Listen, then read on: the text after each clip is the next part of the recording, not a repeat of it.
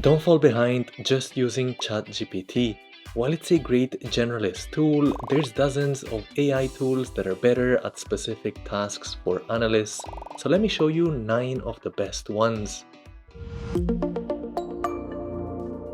Suppose this is the dataset that we've been given. It looks like it's some sales data for these specific products, and we'd like to understand it better, like finding out what are the sales by year or the sales by quarter.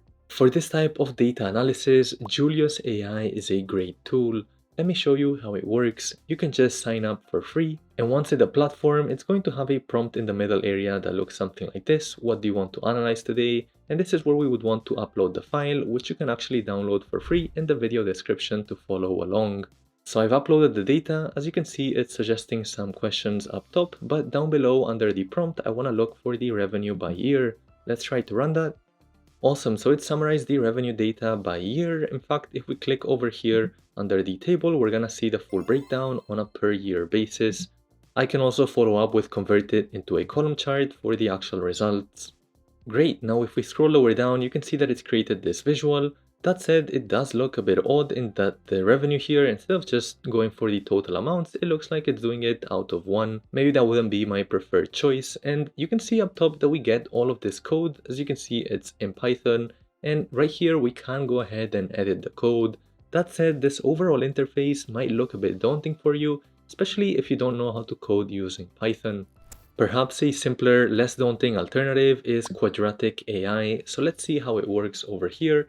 And basically, it looks more like an actual spreadsheet once we open it up, so on the top right hand side. Within it, all we need to do is actually upload the file. So I can just drag and drop it in here and give it a second to load. As you can see, based on this, it looks a lot more like an Excel spreadsheet where we've got the columns and we've got the rows, but on the side we have a chat assistant as well if we have any questions. Before you start wondering, no, I'm not sponsored by Quadratic or any of these other AI tools. There's simply some that I think you'll find useful. Here on the left hand side, I've asked it what's the revenue by year, and let's see if it can calculate that. On the right hand side, you can see that it's created a table, and the nice thing about this is that it's actually in the worksheet, so I can easily delete any of this data and you'll see how everything does update. Even better, if I want to make some changes to it, I can just right click on it and click on Open Code Editor. That doesn't mean that I actually have to code though. As you can see, all of this is in Python. Let's suppose that we don't know how to code. We can just ask it a question here in normal human language. Here I'm asking it to add a new column to see the revenue by quarter as well. Let's go ahead and run that. Once it's done, we can just press on accept and close out of that. You can see down below, it's given us the breakdown on a quarterly basis, while up top, we still have the breakdown on an annual basis. So in the case of Julius, it works a bit more like a consultant where you can only ask it one question at a time, whereas here in Quadratic, you're able to actually edit a lot of the data. So it's more like just having an assistant on the side. Both Julius and Quadratic are great for data analysis, but when it comes to data visualization, I find that Bricks is actually the most impressive tool. Here we are in their landing page, and all we need to do is click on Get Started. We can either start from a blank file or just import data like an Excel file. Here I've uploaded the exact same database. As you can see, it does also create a table on the side. And from here, let's say we just want to create a dashboard. We can just click on that one tag and give it a second to load. Awesome, so it's finished up the dashboard. Let me collapse this area to see what it's come up with. As you can see, it starts with some text area.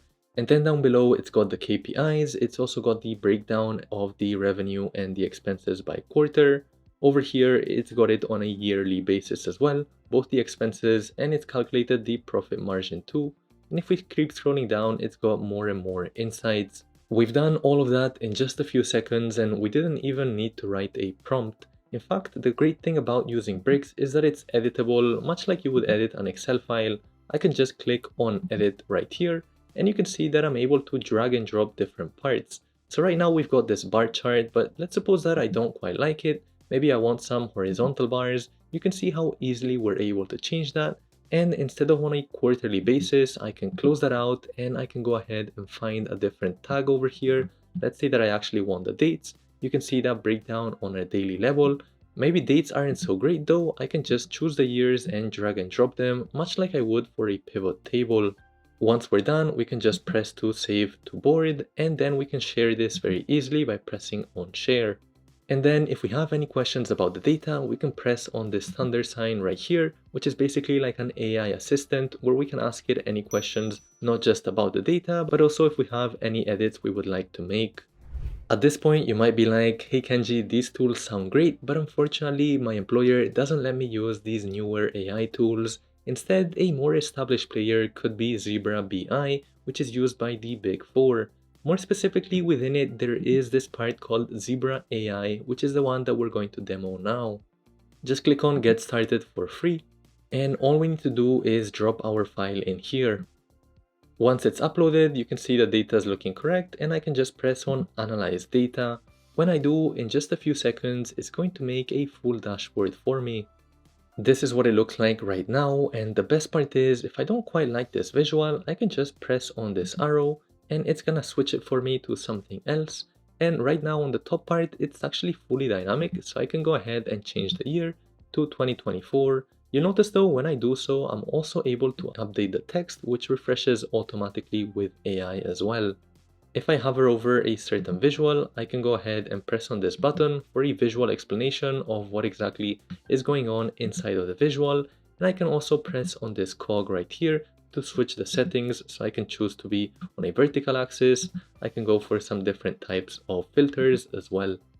Instead of these tools, if you prefer to just combine ChatGPT with Excel, HubSpot is providing a completely free resource called ChatGPT plus Excel Workflows. By clicking the link in the description below, you'll get access to the full guide packed with real workflows, test prompt templates, and instructions on how to use them for both Excel and Google Sheets. Whether you want to clean messy data, generate formulas using plain English, or restructure entire spreadsheets, this guide walks you through exactly how to do it, all with the help of ChatGPT. Personally, I find these prompt templates very useful for getting consistent results, so I can spend less time formatting the data and more time actually analyzing it. So visit the link in the description below to download this ChatGPT plus Excel Workflows guide from HubSpot to level up your Excel game, and thanks to them for sponsoring this video. While dashboards are great, sometimes you're going to need to use actual presentations. If that's the case, you should probably be using Gamma AI. Of course, we can go ahead and design slides with Copilot in PowerPoint, but I find that it's not as customizable or as nicely designed as Gamma. So here we are in Gamma, and we can just create a new presentation from nothing by creating with AI, or we can actually import a file. So let's suppose that I have this Word document right here, which is basically the same as a dataset but in written format, and we want to convert that into a full presentation. So I can go over to import and click on AI import. Down over here, I can choose what I want exactly, which is just a presentation. I'm gonna press on continue. And you'll notice down below, we can choose the number of cards, which is basically the number of slides that we want. Let's say I go for 7 here. On the left, I can choose the amount of text, which is not something we're able to do in Copilot in PowerPoint. And down below, we can even choose the type of theme that we want and the types of images we want too. Let's go ahead and generate. Awesome, so you can see it's generated all of these slides right here based on the text. So it's got some KPIs, it's even showing things on a map. If we keep scrolling, it's got a total of 7 slides like we asked it for. Best part is, maybe your team exclusively works with PowerPoint, so with Gamma we can actually convert this into a PowerPoint file. I can go over here under Share, and within this area I have the option to export. More specifically, I can export this into a PowerPoint and just make any final changes there. Maybe instead of a presentation though, you're actually looking to make an infographic, and for that, Piktocharts AI is probably the best tool. Much like Gamma earlier, we can actually upload a file ourselves, or we can create one with AI. So let's actually try that. I'm gonna click on this button, and we can choose the type of template we want. We're saying we want an infographic, and let's suppose that it's actually a timeline. Let's say I go for the Apple share price and see what it's able to come up with. On the left hand side, I can choose the types of design, and here in the center you can see that it's generated some text all the way back to the 1980s when there was the IPO. It's been able to look that up online. So for any kind of visual where you're looking for a more vertical document than a horizontal one, I think Piktocharts is a great choice. Instead of a full infographic though, maybe you just want the cover page to be a certain design while everything else is just plain text. After all, if we look at some annual reports like this one over here for Nvidia, you can see that the cover page is nice and fancy, but as soon as we start scrolling down to the lower pages, you can see that it's just plain text, so maybe we only want that first page to look a lot nicer. For a cover page like that, where it combines both some text and some visuals behind it, I'd recommend you use Ideogram.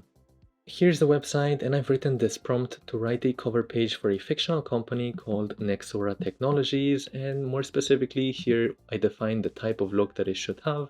Should be centered, front-facing view, and this text should be shown very prominently in the cover page. Let's run this and see what it comes up with. Awesome, down below it's generated 4 different options for us to view, and this looks very professional on this first one already. Here's another option, the third one, and this very last one as well, which is maybe a bit more plain. I quite like that first one, so you can see you can very easily make this type of professional cover letter. If you work as part of a company, it's very common to have to train other people, whether it's a new hire or a new intern. If that's the case, a great tool you can use is Synthesia AI. Let's take a look at it over here. Basically, it can create a training video completely from scratch where you no longer need to actually hire a photographer, a model, a voice actor, etc. Instead, all you need to do is add some criteria. In this case, let's say that we're the learning and development managers. We also need to add some prompts on what we're looking to do, and once all of that is done, you'll notice it's actually able to create a whole prompt for us from scratch with the actual slideshow, and we can just press on generate to actually run this. This is what the final result looks like. This person doesn't actually exist, and it's got all of these moving pieces to the slide that we didn't even have to animate. It's done this completely on its own. It's really that simple to create a cool and professional training program for your team. The final tool that I wanted to cover is Lovable, which is great if you want to create a website or an app without actually having to write any code. A very obvious example could be to create a personal website just using your resume. So I've got this fictitious resume right here that I've created, and let's see if it's able to create a personal website for it. Here I've uploaded the file and I've added some instructions to make a personal website and the colors that I'd like it to use. Let's go ahead and run this. Awesome, on the preview here we can see the website that it's generated. Let me press on this button to see it in full screen. As you can see on the top we have the headers like we asked it for. If we hover over them, the color changes and I can click on certain parts to see what I currently have. If we scroll lower down, we even have this get in touch area on the bottom with the LinkedIn profile and the option to download a resume as well. The craziest part is that this is just a simple example of what Lovable is able to do, so give it a try yourself with some more complex tasks. If you're wondering why I didn't add Microsoft Copilot in this list, you should watch this video over here to get my honest thoughts on it. And if you want to find out all of the AI tools that are already built into Excel, you should watch this video over here, and some of these might surprise you. Hit the like and the subscribe, and I'll catch you in the next one.